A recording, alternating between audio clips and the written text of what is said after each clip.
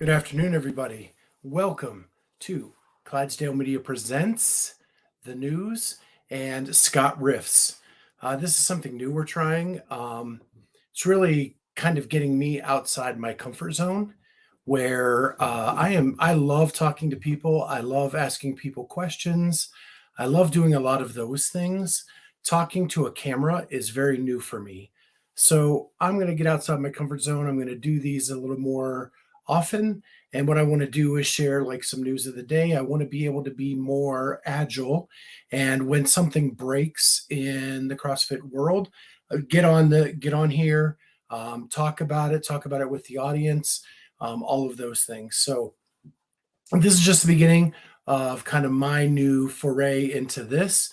None of the other stuff is going to change. In fact, the whole crew will be on here tomorrow.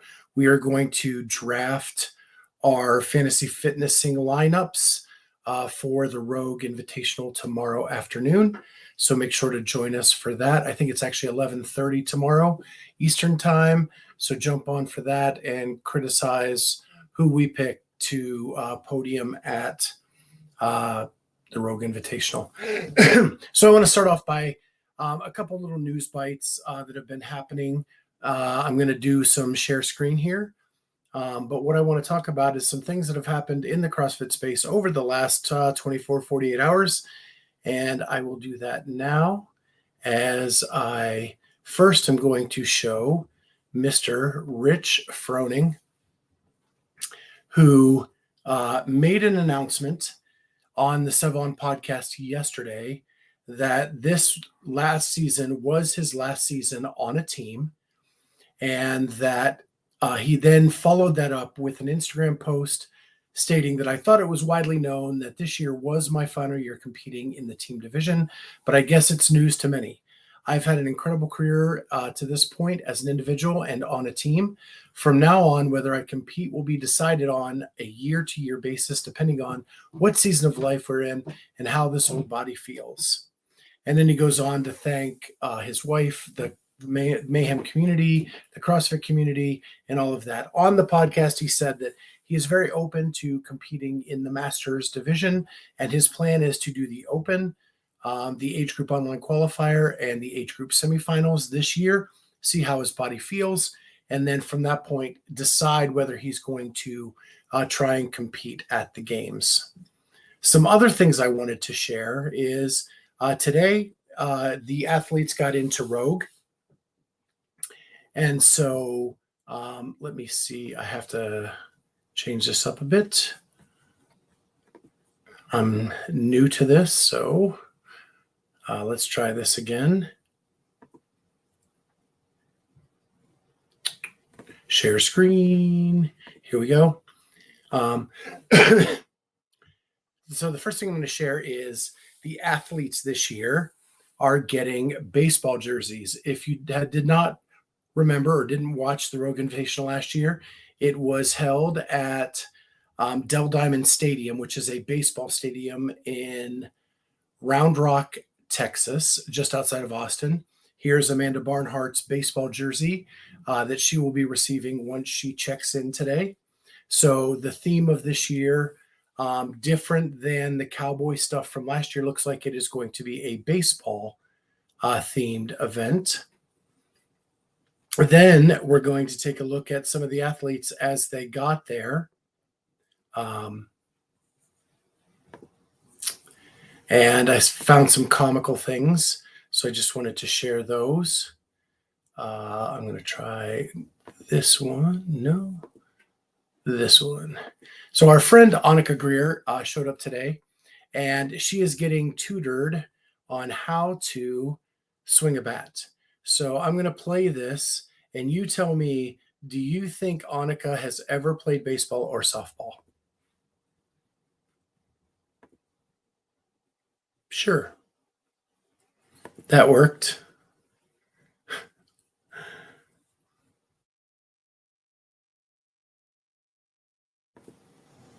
Here we go. Look at that swing. Isn't that amazing from our friend Annika? So then we next have Ariel Lowen, she showed up today. So we will show that one now. And she shows the lockers that everybody got. Got their own little baseball locker. And here, Ariel looks like she swung a bat a time or two. She actually looks like she could do it. And there is the behind the scenes of her doing her promo videos for the Jumbotron. So then I'm going to finish up with this girl here, our friend, Carolyn Prevost. Ooh, come back to me. Now that girl, look at that stance. If anybody knows how to swing a baseball bat, it is the person who has won 12 national championships in 4 or 5 different sports. She looks like she is ready to take the plate for a professional baseball team.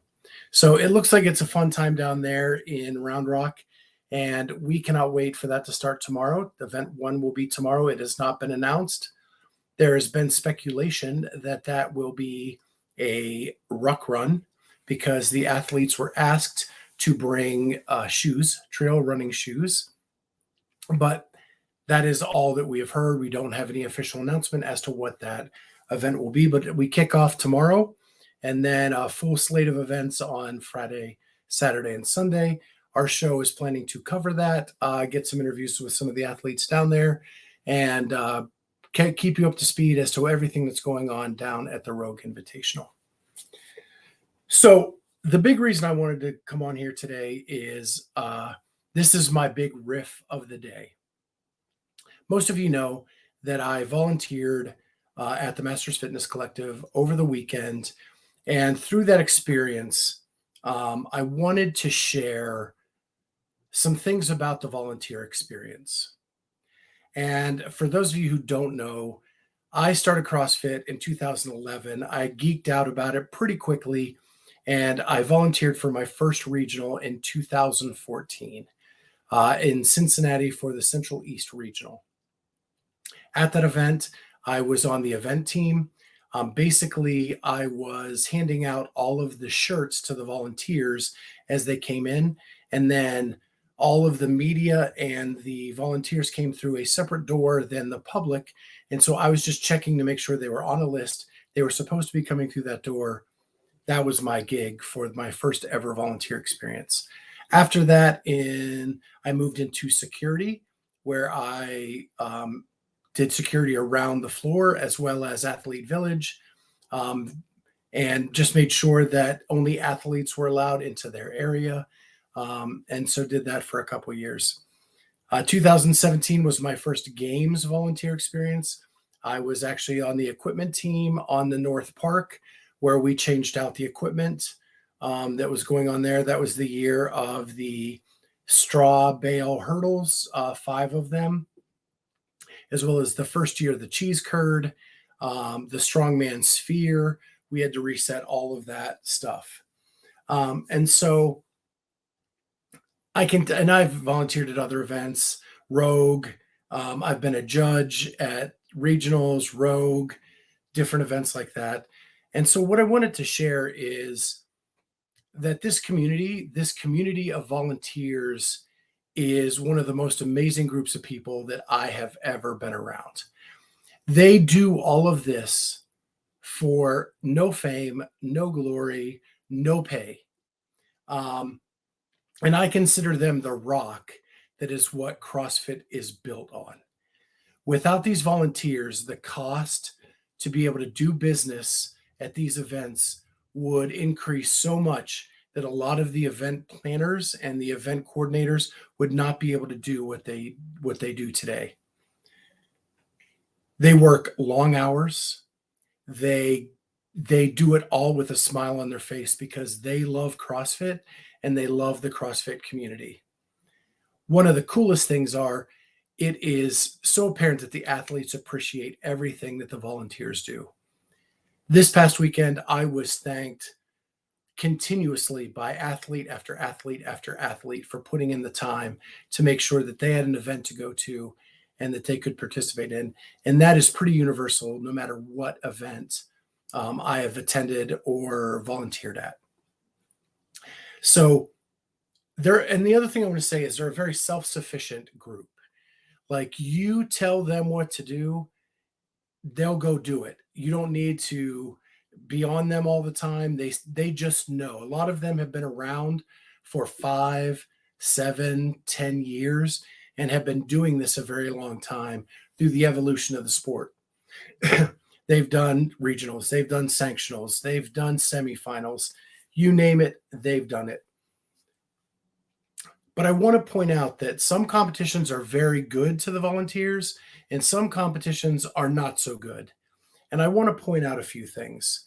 What makes a good competition that volunteers want to go to? And I think this is a perfect time to talk about it because this weekend is Rogue Invitational. Rogue Invitational is so good to their volunteers that they have a wait list of people wanting to volunteer for this event. There is never a shortage of any type of volunteer that they need because they treat their volunteers so well when they're there. And that they are really the model of what a competition should do.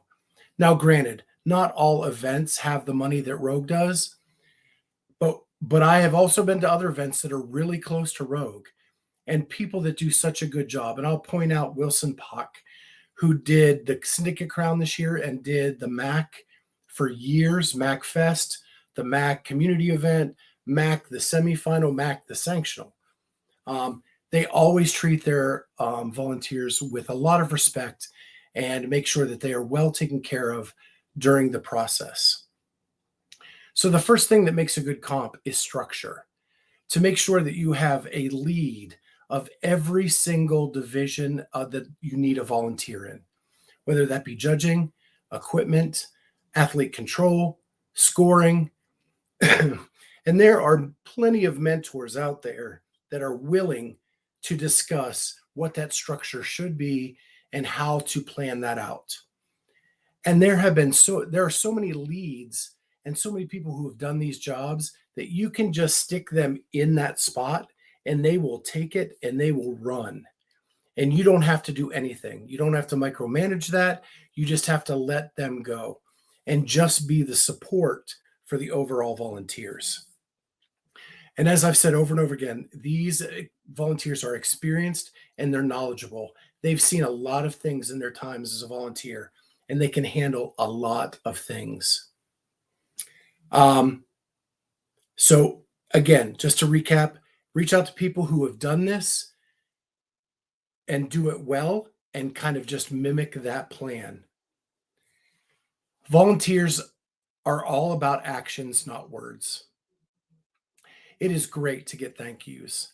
And we know as volunteers that when an athlete comes up and thanks us for what we do, it is very genuine. But as a comp director or an event planner, words are great, but if the actions don't follow that up, it falls on deaf ears. Don't make a volunteer feel like an afterthought. This volunteer community is doing amazing things for the CrossFit scene, and they are decreasing the amount it costs you to run an event because they're doing this out of the goodness of their heart and because they're passionate about this sport. Don't make them feel like an afterthought. There should be a welcoming of them when they get there. There should be, if you're going to give them swag, it should be waiting and ready for them. They should be welcomed just like an athlete is. Maybe not as much swag, maybe not as much stuff, but just know that you appreciate them by having a dedicated person to welcome them to your event and thank them for being there. The other thing is show that they're needed. Without them, your event will not go off. Without these volunteers, the event will fail. They are the backbone of what you are doing. You cannot have a competition without an equipment team that puts equipment on the floor. You cannot have a competition without a judge making sure that the reps are correct. You need an athlete control to make sure that the athletes know where to go and when to go to their lanes and when to go to the corral and when to be in the right lane. You need all of those things. The people that take the end result and the scoring and enter it into the system and make sure that the leaderboard is accurate. Without those people, there is no competition. So don't make them feel like an afterthought. Show them that they are needed and treat them right. Do not beat them down. They're coming here on their own time. I've been to competitions where I've worked an entire morning without a break, and no food, no drink, no coffee, no bathroom break, nothing for hours before we get a break. That is beating down your volunteer. You're going to get a less focused volunteer. So you want the equipment out on the floor fast and put in the right order with the right plates, with the right everything. If that volunteer is so tired and not focused, you're going to miss those things. A judge, we see what Hiller puts up all the time. Like, judging is important. And if they lose focus and they make a bad call, that means that you're going to have more appeals. You're going to have more reviews. You're going to have more pissed off athletes. And the more pissed off athletes you have, the worse that competition is going to appear to both the fans and the athletes and the coaches. It's taking these steps up front to make sure that your judges have adequate breaks, adequate water, adequate food to be able to make the right calls on the floor when it comes down to it. It's not an easy job. If you treat the volunteers well, they will promote your brand. If you treat them well, you will have a wait list the next year because they will spread the word about how awesome it is to work at this event. You need to treat them with the respect they deserve. And here's just a couple things that need to happen. And it's simple. I mentioned swag. Swag is the last thing on the list. All volunteers love to get swag. It's probably one of the main reasons we love it, because you get that like unique t-shirt or that unique hoodie or maybe a Yeti with the logo on it. It's cool, right? You like that. But during an event, we love what we do. Just make sure we have water. Like, if your judges are out on the floor, have bottles of water off to the side that they can grab. You're counting reps. You're talking out loud for 20 minutes at a time. Your mouth is so dry, the only thing you want is some water. Make sure that there are snacks available so that they're not sitting there with hunger pains in the middle of an event wondering when lunch is, instead of wondering if the depth of the squat is low enough. Just little boxes of snacks that they can get into. Lastly, make sure that when it is lunchtime, that there is food available to them and that people haven't taken all of the food before they get there. That is the most frustrating thing as a volunteer. It's happened to me, and I will say it even happened to me at the games, where we were out on the floor so long, and when we got in, all the food was gone, and we'd worked our asses off for like 6 hours straight, going to get dinner, and there's nothing left for us to eat. And so we're grabbing stuff out of a vending machine. That leaves a very, very bad taste in a volunteer's mouth, and they will not want to come back. And in fact, that year after the games, I did not come back the next year because of the experience I had with things like that. The last thing is, swag is a big deal to volunteers. They love to get that unique item. They will work hard for that unique item. Be creative in what you do. Don't just make it a throw in of something that is just a throwaway or something with a logo on it. Be creative, be unique. If you give them something that they can't buy off the shelf, they are going to come running back the next year. It's just the way it is. I know I talked to a lot of the volunteers this last weekend. They're making quilts out of all the shirts they get because you can't get them unless you volunteer. And that's just an amazing thing. The way an event runs is so dependent on these volunteers that you just cannot treat them with anything but respect. They are saving you countless dollars on the bottom line of what you are doing. And if things don't go well, you're going to pay for it in the end because something went wrong. A wrong weight was put on a bar. A bad call was made because they haven't eaten in 6 hours. Those are things that are going to make your job as an event coordinator much harder because a shortcut was made in treating the volunteers the way they needed to be treated. The last thing I'm going to point out is the safety of the athletes and the volunteers should be number one. Medical crews should never be shortchanged. I've been to comps where the medical team was so sparse and they're covering multiple areas and stretched so thin that if something major went down, the ramifications of that would be so great on the event, they probably wouldn't recover. And so that medical team, they are all very professional. They are all doctors, nurses, EMTs, firemen. They are very professional people, but they still volunteer their time for this. They are not paid. And when you leave them thin and you leave them with this impression that safety is not the main concern, you are not going to get those volunteers back the next year. I just wanted to point this out because as a volunteer for many years, I've seen the good and I've seen the bad. And having a bad experience with volunteers could destroy your opportunities to keep a competition going. So I wanted to point out some of the main things that can go wrong when you do not treat the volunteers with respect.